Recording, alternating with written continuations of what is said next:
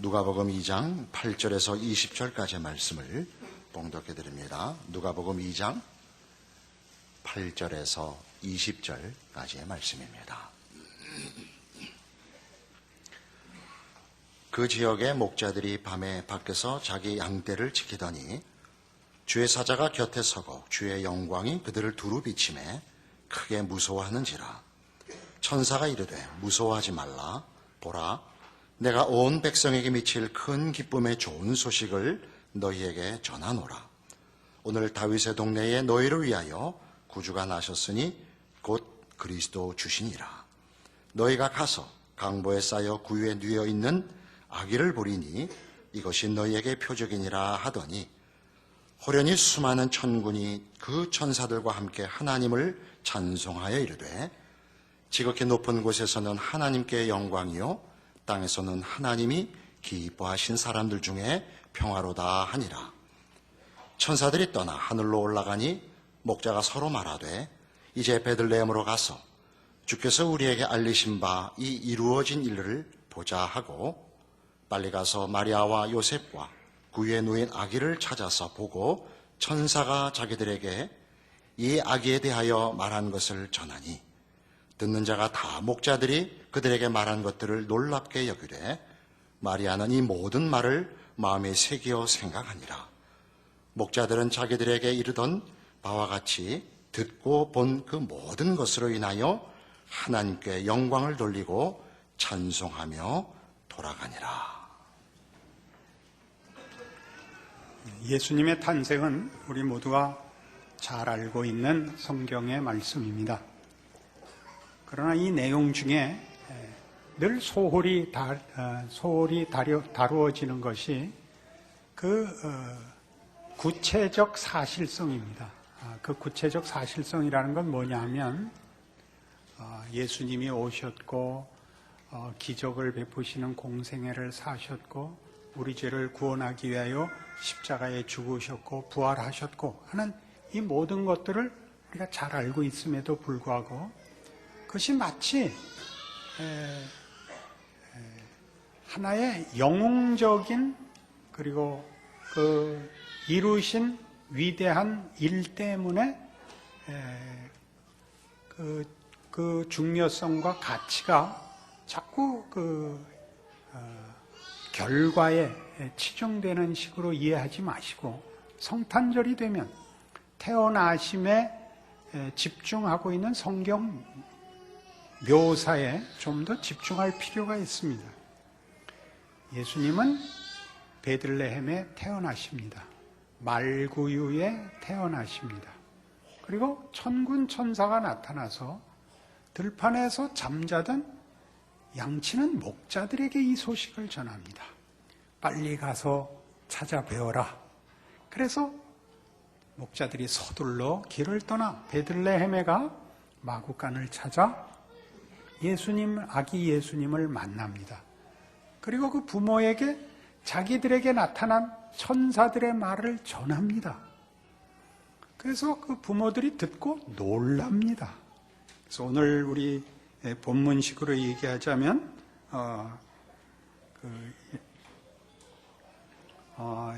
20절에 목자들은 자기들에게 이르던 바와 같이 듣고 본 그 모든 것으로 인하여 하나님께 영광을 돌리고 찬송하며 돌아가니라 이렇게 되어 있습니다.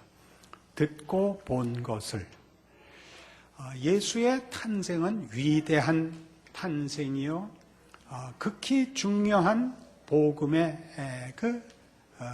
구체적인 첫 발입니다마는 그 일들이 우리를 위하여 우리 옆까지 찾아오시는 구체적인 그 방문, 구체적인 가까이 하시는 성실함에 대해서 우리는 종종 시선을 놓칩니다.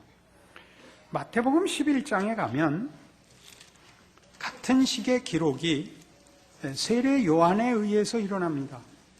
마태복음 11장 2절 보시면 요한이 옥에서 그리스도께서 하신 일을 듣고 제자들을 보내어 예수께 여짜오되 오실 그이가 당신이 오니까 우리가 다른 일을 기다리오리이까 예수께서 대답하여 이르시되 너희가 가서 듣고 보는 것을 요한에게 알리되 맹인이 보며 못 걷는 사람이 걸으며 나병 환자가 깨끗함을 받으며 못 듣는 자가 들으며 죽은 자가 살아나며 가난한 자에게 복음이 전파된다 하라.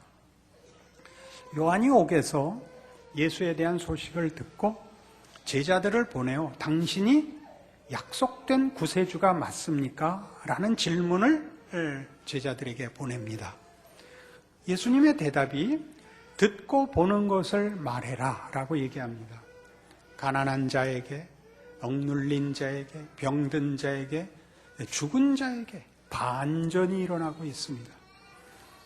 우리는 이 결과들로 인하여 늘 예수님에 대한 정체성과 기대가 이 기적의 반전에 집중되는데, 이 기적의 반전은 하늘로부터 포고령이 내리거나 어떤 선포문이 주어지거나 어떤 약속이 주어지는 것이 아니라 친히 찾아오셔서 이루어지는 일들이라는 사실입니다. 그래서 마태복음은 이렇게 그 뒤를 잇고 있습니다. 6절에 보시면 누구든지 나로 말미암아 실족하지 아니하는 자는 복이 있도다. 왜요? 우리는 구세주가 힘을 가지고 오실 것으로 늘 기대하고 있기 때문입니다. 예수님이 병든 자를 고치며 죽은 자를 살리시는 것은 분명히 하나의 힘이지만, 예수님이 힘 없는 자들을 찾아가시는 것은 분명히 힘을 숭상하는 자들에게는 낯선 것입니다. 병든 자를 고쳐봤자 뭐에 쓸 것이며 죽은 자를 살려봤자 무엇에 쓸 것입니까?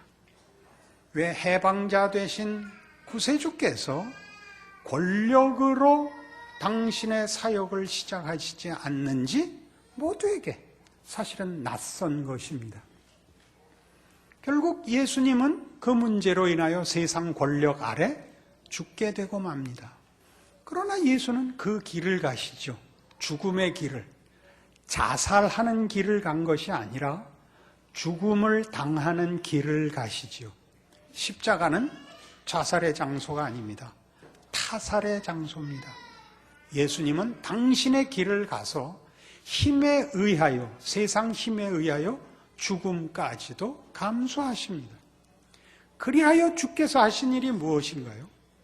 오늘 성탄절에서 우리가 확인하는 바와 같이 주께서 이 땅에 오시는 바로 그 모습, 그 원칙대로 모든 필요한 영혼들에게 찾아가시더라는 사실이죠. 죽음의 자리까지 찾아가셔서 결국 당신이 죽게까지 되도록 찾아가시더라는 사실입니다. 그게 뭐이 그리 중요하냐? 이렇게 물으신다면 이제 그 답을 할 작정입니다. 예수를 믿는 것은 예수님이 가진 이 진리와 생명의 힘에 동참하는 것입니다. 그 힘은 정치적 권력이 아닙니다. 예수님이 그리하신 것처럼 모든 신자들에게도 예수를 믿는 신앙의 힘은 정치적 권력이 아닙니다. 주께서 우리를 위하여 육신을 입고 이 땅에 말구유에 오시고 죽음의 자리까지 오시고 가난한 자를 위하여, 그늘에 앉은 자를 위하여, 병든 자를 위하여, 죽은 자를 위하여 그들이 있는 자리까지 찾아가신 것처럼 오늘 우리를 보내고 있다는 사실을 기억해야 합니다. 우리는 힘을 가지고 기독교가 또는 신앙인이 자신의 정체성을 증거해야 된다고 생각하는 유혹에 늘 빠집니다. 그러나 성경은 거기에 대해서 약속하는 적이 없습니다. 성경의 약속은 주께서 오신 바로 그 방법대로 우리에게 힘을 주사 보내십니다. 우리가 가진 힘을 쓰기 위해서 우리가 어디로 보내지는가 하면 가난한 자 옆에, 고통받는 자 옆에, 절망한 자 옆에, 죽은 자 옆에 보내집니다. 그것이 우리 신자들의 현실이죠. 우리들이 그처럼 의아롭게 생각하는 현실이죠. 우리가 뭘 의아롭게 생각하죠?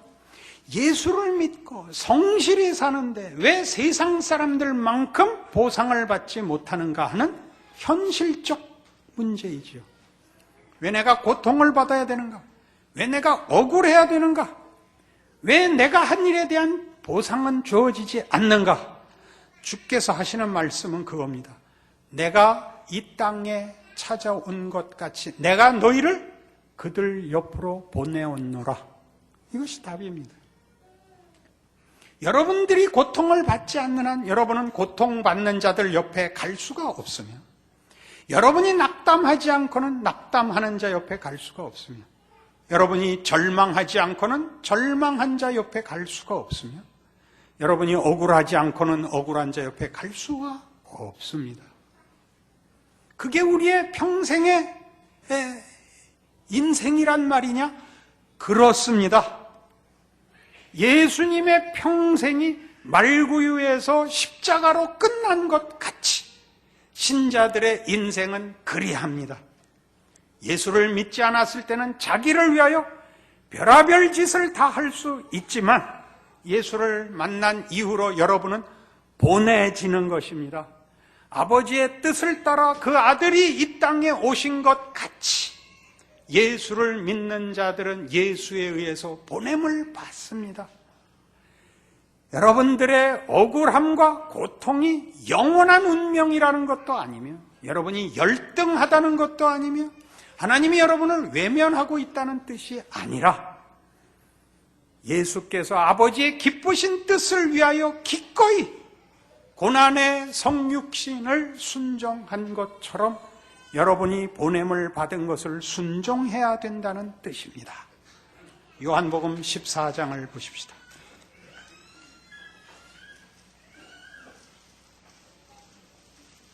요한복음 14장 8절에 이런 말씀이 나오죠. 빌립이 이르되 주여 아버지를 우리에게 보여주옵소서. 그리하면 족하겠나이다. 예수께서 이르시되 빌립아 내가 이렇게 오래 너희와 함께 있을 때 네가 나를 알지 못하느냐? 나를 본 자는 아버지를 보았거늘 어찌하여 아버지를 보이라 하느냐? 내가 아버지 안에 거하고 아버지는 내 안에 계신 것을 네가 믿지 아니하느냐? 내가 너희에게 이르는 말은 스스로 하는 것이 아니라 아버지께서 내 안에 계셔서 그의 일을 하시는 것이라. 내가 아버지 안에 거하고 아버지께서 내 안에 계심을 믿으라. 그렇지 못하겠거든 행하는 그 일로 말미암아 나를 믿으라. 얼마나 놀라운 선언입니까? 예수가 선 자리가 하나님이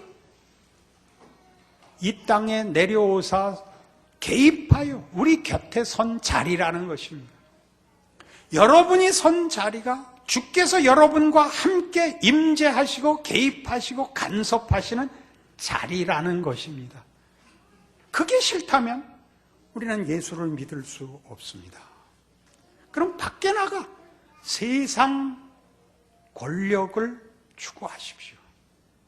예수를 믿으면 생명과 진리와 영광과 하나님을 아는 지식으로 사는 일을 최고의 영광과 책임으로 알아야만 합니다. 그것은 세상의 것으로 증거할 수가 없습니다. 예수께서 이 땅에 계시는 동안도 예수가 누구인지를 몰랐던 것처럼 우리가 누구인지 모르는 사람들이 많을 것입니다.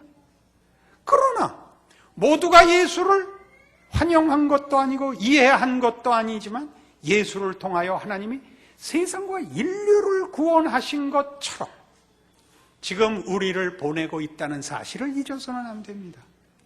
그래서 그 뒷절이 이렇게 나오죠. 내가 진실로 진실로 너희에게 이르노니 나를 믿는 자는 내가 하는 일을 그도 할 것이요 또한 그보다 큰 일도 하리니 이는 내가 아버지께로 감이라. 이것보다 더 큰 영광이 있습니까? 주께서 하신 일을 하며 그보다 큰 일도 하는 것. 여기서 큰 일은 뭘까요? 예수님이 미처 다 찾아갈 수 없었던 것까지 우리는 갑니다. 예수님은 한국 땅에 사신 적이 없습니다. 우리가 살고 있습니다. 내 친척, 내 이웃을 알지 못합니다. 찾아올 수 없었습니다. 우리가 갑니다. 우리는 압니다. 우리의 고난받는 인생은 주께서 찾아가신 바로 그 자리입니다. 요한이 제자들을 보내어 물은 그 질문이죠. 당신이 메시아가 맞습니까? 와 보라. 네가 듣고 보는 것을 가서 고하라. 내가 어디 있는가 봐라. 무엇을 하는가 봐라. 그렇게 여러분은 보냄을 받고 있습니다. 억울하십니까? 여러분의 인생이 고단하십니까? 그러나 주의 길을 잇고 있고 성육신을 연장하며 확장하고 있는 인생인 것입니다. 그래서 그 뒤에 이 유명한 말이 나오죠. 기독교 역사상 가장 많이 악용되는 구절. 내 이름으로 무엇이든지 13절부터 너희가 내 이름으로 무엇을 구하든지 내가 행하리니 이는 아버지로 하여금 아들로 말미암아 영광을 받으시게 하려 함이라. 내 이름으로 무엇이든지 내게 구하면 내가 행하리라. 모든 욕심 끝에 예수 이름으로만 붙이면 되는 것인 줄 아는 이 순, 사기, 공갈, 구라에서 이제 제대로 찾아오는 겁니다. 네가 선자에서 네가 하는 일과 네가 하는 기도는 다 내가 간 것과 동일한 사역이요 자리이니라. 아멘 안 할 거예요 정말? 좋은 말로 할 거예요. 성탄절을 뭐 때문에 온 거예요? 산타클로스를 만나러 온 거예요? 우리는 예수의 오심이 갖는 이 사실성, 이 진실성, 이 가까운 개입에 대하여 너무 무심합니다. 그러니까 우리의 신앙도 너무나 관념적이고 이상적이고 이렇게 하늘을 날지 구체적으로 발을 디디고 울고 기도하면서 가는 현실에 보냄을 받은 일에 대하여 우리는 무심합니다. 그러니까 늘 불만에 차 있을 뿐입니다. 예수를 믿었는데 왜? 이게 우리의 질문이죠. 성경의 답이 뭐라고요? 예수를 믿었으므로 보내노라. 너는 거기서 내 이름으로 서 있는 나의 분신이니라. 목사님 오늘 너무 구라가 세신데요. 그렇다면 골로새서 1장을 가봅시다. 324페이지 골로새서 1장 24절.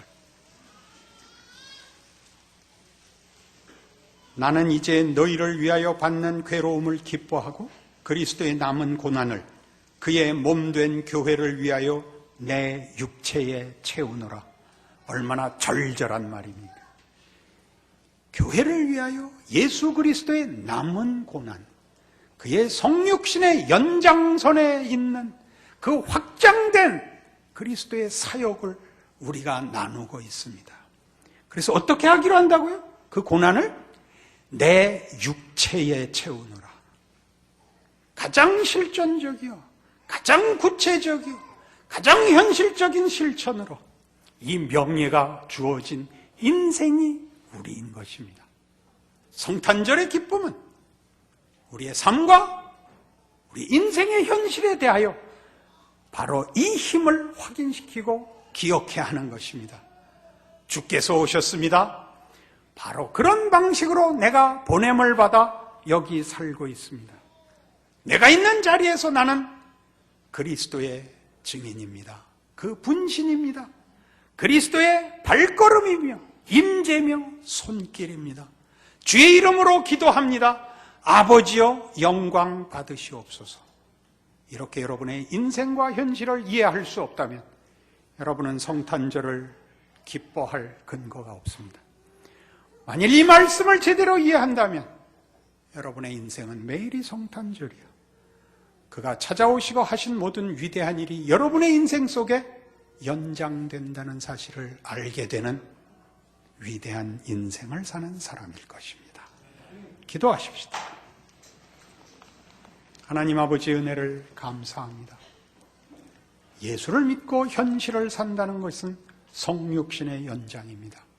그 기적의 생애, 그 위대한 생애, 그리고 섬기고 순종하여 죽어간 하나님의 신실하심과 섬김의 생애를 기억하는 것입니다. 우리 인생을 이 말씀으로 확인하는 대로 보냄을 받은 자리에서 예수 그리스도의 영광이 드러나는 위대한 삶을 사는 승리와 인내와 기적이 있게 하여 주시옵소서. 예수님 이름으로 기도합니다.